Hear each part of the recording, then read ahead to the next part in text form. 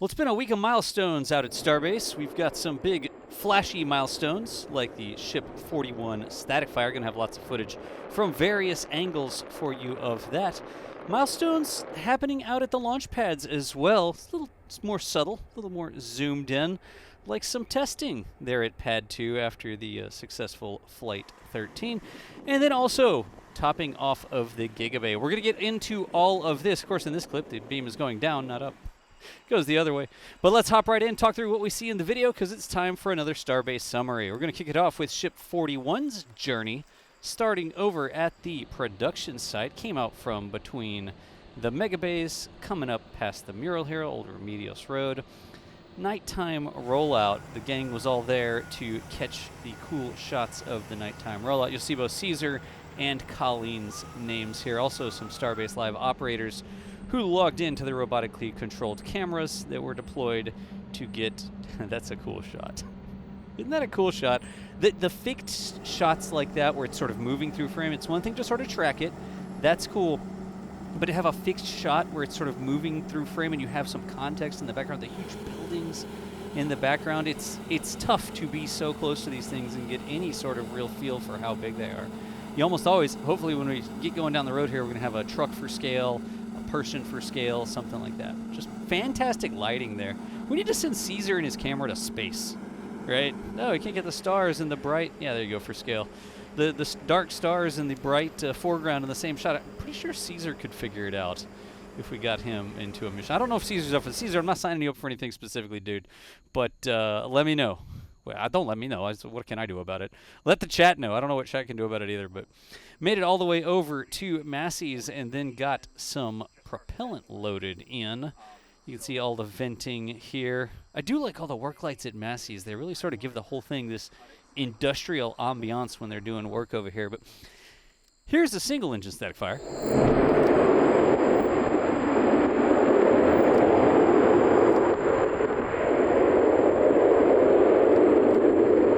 Not as much sound and fury coming out of there. You saw a little bit of the ice shake off of the sides. I didn't actually check in advance if we removed the time delay from that or if we left the time delay in, but I'll talk to the editor. We'll figure it out. It's the beauty of YouTube movie magic. It's not really a movie. Starbase summary magic, whatever. But we didn't, it's tough from this side because you have the heat shield side, so we don't see as much of the frost forming. Here's another bit of an angle. I think this was from one of our deployable cameras catching over here because it says Starbase Live, but you can see the ice shaking off, even though you don't really have a good indication of how much ice was on there from these angles. Of course, it works that way because the top side of the ship, I'm going to call it the top, it's the non-tile side, right? The part that would be on top as it's diving through the atmosphere, sort of belly flopping. Oh, well, 6-engine static fire. We'll continue this explanation in just a second. Here's 6 engines.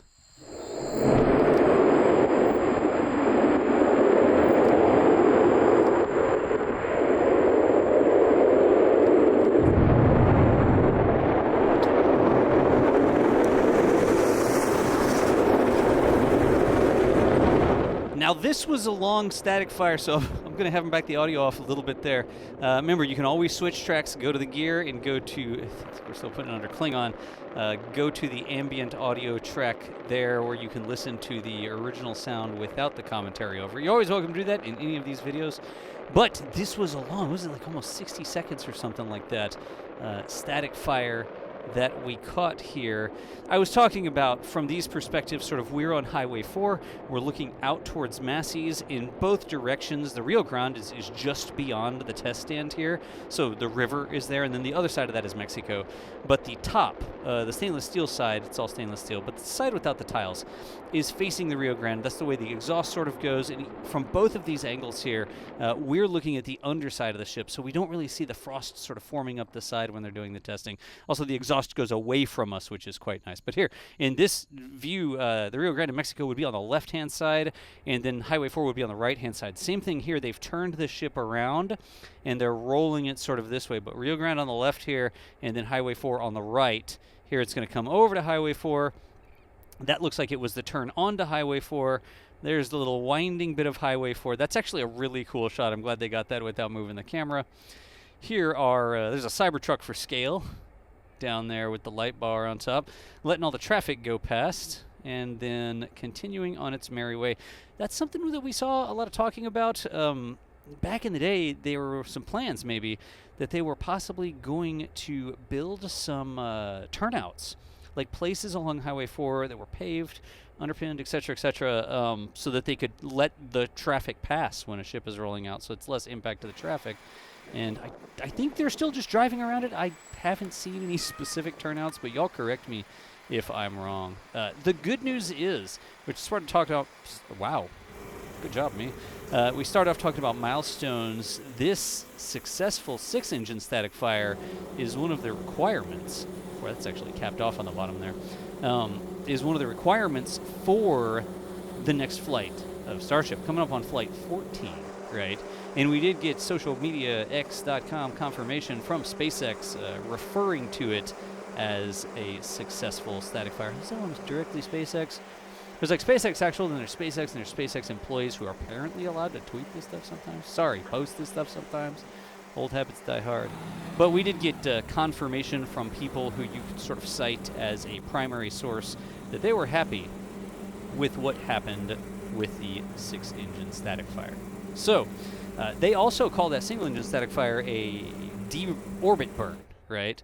The type of burn they would have to do with an engine to bring a Starship back down out of orbit. I kind of give them credit for that.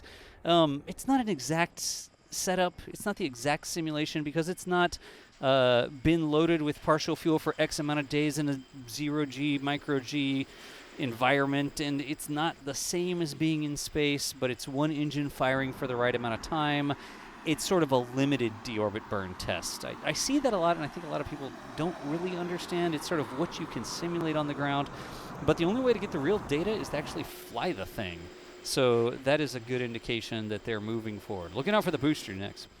Moving up to the slightly backwards in time and slightly up the road, the work on the Gigabay has been progressing right along. Last time we saw them putting more and more of the side cladding up. Here are we working on those doors. This looks like the opening of the door here.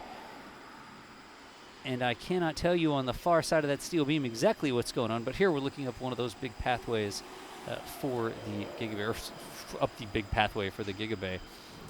And you can see the door tracks in there. You can see that it's not completely sealed in front of the door tracks on the left-hand side here, but a little tough to see exactly what's going on. Hey, it happens sometimes. You know, there's sparks behind it. I feel like there should be sawing noises and hammering noises, but you're like looking over the top of the castle parapet and you like can't really see what's going on. And then there's like this hammering and sawing and trees timbering and stuff like that, and then this giant wooden rabbit rolls out.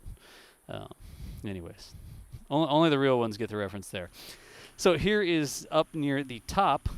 We've got some folks in the crane basket there. It actually looks like they're delivering things to the top of that crane boom.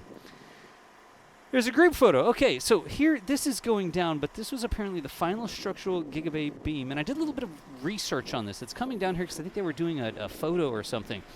But apparently it's a tradition. It's not just the flag that you put on top of the building, but there's a tree. It goes back to ancient Scandinavia, I read from a few sources online, and it's like an offering to the forest gods who were upset by the trees you cut down to make your Gigabay. I feel like you should probably have an offering to whatever ancient evils lurk in the mines from which they wrought the ore that they made the steel from, but whatever. Hey, it's tradition. How does it work? Here's a big section of another sort of thing. It's a bridge crane section. Sorry, y'all. This is how my mind works. It's like, why did we put a tree on there? I feel like we should put a rock on there or something. But it's about the completion of the work, and luck has nothing to do with it. But you'll take all you can get, sort of deal. So we're going to put the flag because we're proud. We're going to put the tree because we're grateful that our hands were able to wrought such large works. Man, that sounds weird. Whatever. Looking back into the background here, it's like we're starting to get the parts of the orbital launch mount for Pad 1 here. So you can see a lot of these different pieces that sort of came together to form that big box that now sits up atop the launch structure. The bottom really, but it's the launch mount, right, for Pad 2. They're making another one for Pad 1. That's what that was. Looking into a nighttime shot here. Here's a ship barrel. Wow, that's some wild aberration. What is going on? That is like a lens thing. Look at the side of that beam in the way that the light is big. I am going to have to look into that. That was actually wacky. Optics people. Who thinks it's got to be something with the camera lens and the way that the camera lens is zooming past something in the foreground to focus on something in the background, but it looked like it was a funhouse mirror almost. Did that say we were sandblasting that and then painting it? I'm pretty sure that's what I saw there. Interesting.